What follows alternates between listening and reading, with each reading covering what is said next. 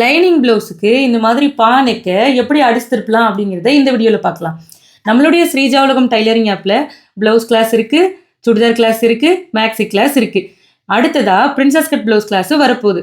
உங்களுக்கு எது படிக்கணும்னு விருப்பம் இருக்கோ நீங்களும் நம்மளுடைய ஸ்ரீஜா உலகம் டைலரிங் ஆப்பை இன்ஸ்டால் பண்ணி அந்த கிளாஸை வாங்கி படிச்சுக்கோங்க.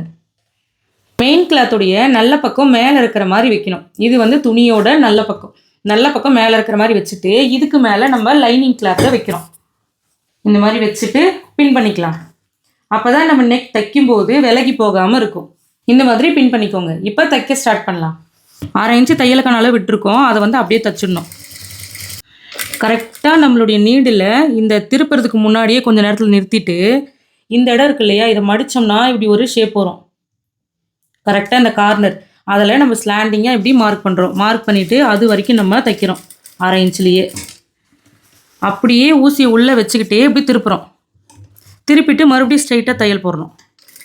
இப்போது இந்த இடத்துல என்ன பண்ணமோ சேம் அதே தான் இந்த இடத்துல பண்ணுறோம். கரெக்டாக அந்த கார்னரில் ஒரு 1/2 இன்ச் இப்படி கிராஸாக மார்க் பண்ணுறோம்.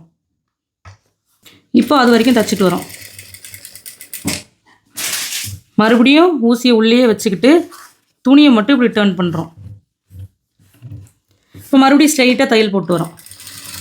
இப்போது லைனிங்கை தவிர்த்து உள்ளே இருக்க கிளாத்தை கட் பண்ணிடலாம். இந்த மாதிரி கட் பண்ணி எடுத்துடணும். கட் பண்ணி எடுத்ததுக்கப்புறமா இப்போ நம்ம லைனிங்கை திருப்ப போகிறோம். அப்போ திருப்பும்போது நல்லா ஷார்ப்பாக வரணுன்றதுக்காக இந்த கார்னர் இருக்கு இல்லையா, அதில் நம்ம இது மாதிரி கட் பண்ணி விட்றோம். இந்த மாதிரி ஏ ஷேப்பில் கட் பண்ணுறோம். இப்போ திருப்பும்போது நம்மளுக்கு ஈஸியாக வரும். லைனிங்கை இப்படி மேலே தள்ளிட்டு இந்த லைனிங்க்கு மேலே ஓரமாக ஒரு 10 ஸ்டைல் போடணும். கரெக்டாக அந்த கார்னர் கிட்ட வரும்போது நம்மளுக்கு தெரியும். அதை நம்ம என்ன பண்ணணும்னா இப்படி மடிக்கிறோம். ஒரு சமோசா ஷீட் மாதிரி மடிக்கிறோம். அப்போ தான் அந்த கார்னர் நம்மளுக்கு பக்காவாக திரும்பி வரும். அப்படியே ஊசியை உள்ளேயே வச்சுட்டு இப்படி திருப்புறோம். அப்படியே மறுபடியும் ஸ்ட்ரெயிட்டாக தைச்சிட்டு போகிறோம். இங்கேயும் நம்மளுக்கு எண்டு வரும்போது தெரியும். அப்போ மறுபடியும் என்ன பண்ணுறோம்னா மறுபடியும் இந்த லைனிங்கை இது மாதிரி கார்னராக மடிக்கிறோம்.